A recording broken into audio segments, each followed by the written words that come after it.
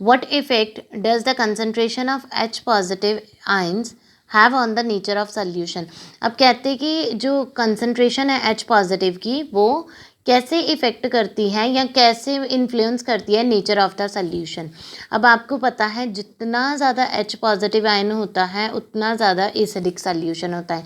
तो पहली चीज़ तो ये आ जाती है, concentration of H positive ion is directly proportional to the acidic nature of the solution. So more the concentration of H positive ion, more acidic the solution. So that means कि जो हमारे पास H positive ion की concentration है वो हमें ये बताती है, वो किसी कोई भी जो सॉल्यूशन है उसका नेचर बताती है, क्या वो एसिडिक है या बेसिक है। तो अगर तो बहुत ज़्यादा कंसनट्रेशन है तो दैट मीन्स कि वो क्या है, acidic in nature. So more the concentration of H positive ion in a solution, more acidic will be the solution. So the next one we have is, do basic solution also have H positive ion? If yes then why are they basic? So this is very important question कि जो basic solutions हैं क्या उनमें भी H positive होता है? अगर उनमें भी H पॉजिटिव है तो वो फिर बेसिक क्यों है?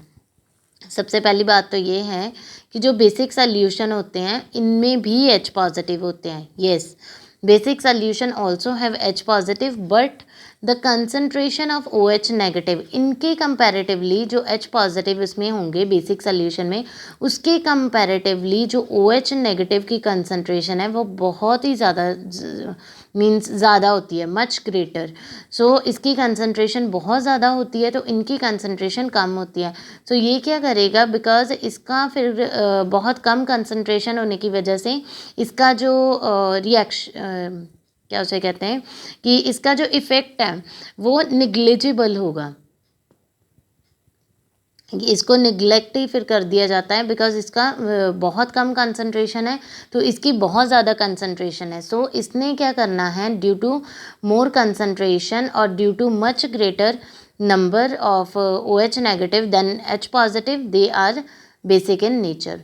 सो they are basic in nature. अब जैसे वाटर है तो हम वाटर को कैसे कहते हैं कि वो न्यूट्रल है, इट इज़ नॉट एसिडिक और बेसिक। इस केसेस में क्या होता है कि जो वाटर है जब इसकी डिसोसिएशन होती है तो हमारे पास H पॉजिटिव भी आता है, OH नेगेटिव भी आता है। अब हम देखते हैं कि इस केसेस में ना तो वो एसिडिक है ना वो बेसिक है, तो इनमें क्या होता है कि दोनों की जो कंसंट्रेशन है एक दूसरे के इक्वल होती है। सो जितने H पॉजिटिव उतना OH नेगेटिव। अब H पॉजिटिव की वजह से एसिडिक करेक्टर है, OH नेगेटिव की वजह से बेसिक करेक्टर है, तो दोनों एक दूसरे का जो नेचर है या एक दूसरे का इफ़ेक्ट है उनको कैंसिल कर देता है। तो जो वाटर है एज अ होल वो क्या है, neutral. So in water concentration of H positive is equal to concentration of OH negative, so it is neutral. So one more thing here is कि जो हमारा वाटर होता है समटाइम्स क्या होता है, जैसे हम कहते हैं कि ये एसिडिक है वाटर, या जैसे एसिड रेन के केस में, उस केस में क्या होता है कि वाटर इन जनरल तो न्यूट्रल या उस केसेस में अलग से एसिड प्रेजेंट होते हैं। जैसे वाटर है तो एसिड रेन में क्या हो रहा है कि वाटर में एसिड की मतलब साथ मिक्सिंग हो रही है, तो तब वो जो रेन बनती है एसिड रेन होती है।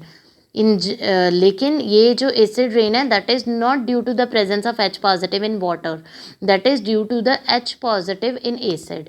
So that's why the rain become acidic. So the next question we have is, under what soil conditions do you think a farmer would treat the soil of his field with quicklime, slag lime और chalk? अब कौन से conditions में जो farmer हैं वो अपनी जो फील्ड है उसकी सॉइल को क्विक लाइम के साथ, जिसको हम कैल्शियम ऑक्साइड कहते हैं, स्लेग लाइम के साथ या चॉक के साथ ट्रीट कराएगा? अब फर्स्ट ऑफ ऑल कि ये जो हमें इन्होंने कंपाउंड दिए हैं या सॉल्ट्स दिए हैं, जैसे क्विक लाइम है, कैल्शियम ऑक्साइड, देन हमारे पास स्लेग लाइम है, कैल्शियम हाइड्रोक्साइड है, चॉक है जिसको हम कैल्शियम कार्बोनेट भी कहते हैं। ये तीनों के तीनों कंपाउंड्स जो हैं these are basic in nature. अगर इनको यूज़ कर रहे हैं, पहले हमें इनका नेचर पता है, ये बेसिक इन नेचर, अब इनको हम यूज़ कर रहे हैं सॉइल के लिए, दैट मीन्स कि हमने क्या करना है, सॉइल को न्यूट्रलाइज करना है, बैलेंस करना है। इसका मतलब है कि जो सॉइल का नेचर होगा that would be acidic. So this shows that soil might be too much acidic, की सॉइल जो है वो बहुत ज़्यादा एसिडिक होगी तभी हम बेस यूज़ कर रहे हैं। So by adding these alkaline substances pH of soil can be maintained very close to 7। तो जब हम इनको ऐड करते हैं तो जो pH होता है सॉइल का वो आ जाता है very close to 7 and 7 is neutral.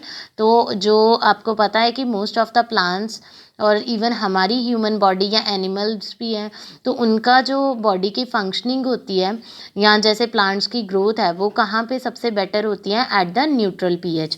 So which is a very important for the healthy growth of plant. सो इसको इस pH तक लेके आना इज़ वेरी इंपॉर्टेंट ताकि उसकी प्लांट्स की हेल्दी ग्रोथ हो सके। So the next one we have what is the common name of compound calcium oxychloride.